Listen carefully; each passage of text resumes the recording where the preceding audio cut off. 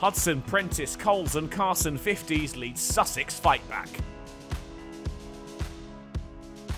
Worcestershire looked potent in Cardiff last week as Sussex watched on out of action. The South Coast side are this week's hosts. They've now opened up a 40-point gap over bottom side Leicestershire and would love to reduce the deficits to the Pears. That's 39 points at the start of this match. The Pears had been impressive with the ball against Glamorgan, and it looked like they'd carried that form over into their trip to Hove. Ali Orr dragging Leach on in the first over. He soon had a second. Tom Alsop, LBW for a duck. A bit of a sorry start from Sussex, which proceeded to get worse. Clark a third for Leach, LBW for 8.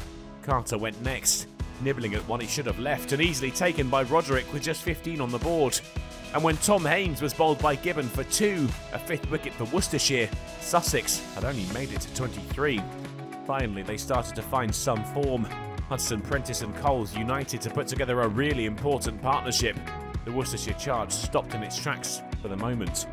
And all the way through to lunch, in fact. The pair were 50 before the break, the recovery underway, but there was plenty of work to do until they were out of the woods, with the score 90 for 5. Finn Hudson Prentice went to his 50 after the break, up to the mark of 60 balls. A counter-attack had paid dividends to the number 6, who fell with the score on 99, caught behind for 51. Sussex 6 down now. They at least had triple figures when Leach had his 4th. Fahim Ashraf caught in the slips for 2. Coles and Carson launched another counter-attack. An aggressive approach rather surprised Worcestershire and gave the hosts some hope.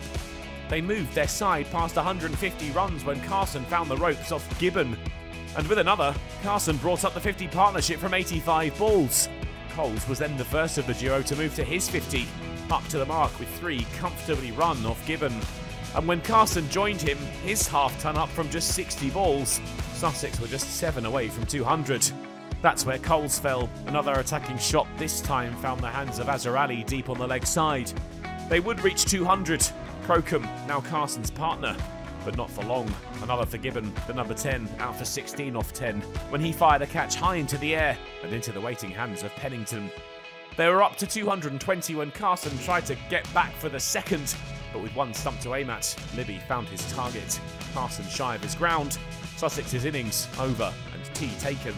Worcestershire had been all over them early in the innings, only for twin middle order 50s from Hudson, Prentice and Coles, and then Carson lower down to put Sussex back on track, albeit temporarily. The pair's position wasn't as strong as it had been, but they were still on top, largely thanks to Leach's 4 for 37. Worcestershire avoided the damaging start that plagued the early stages of their hosts' first innings.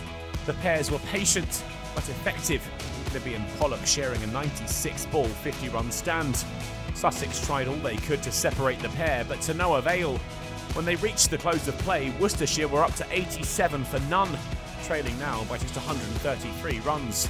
They'll start day 2 in a strong position, all of their wickets intact, and the opening pair already set and going well. Sussex need to show the same kind of grit that saw them recover from 23 for 5 to 220 all out, if they're to keep pace with their visitors.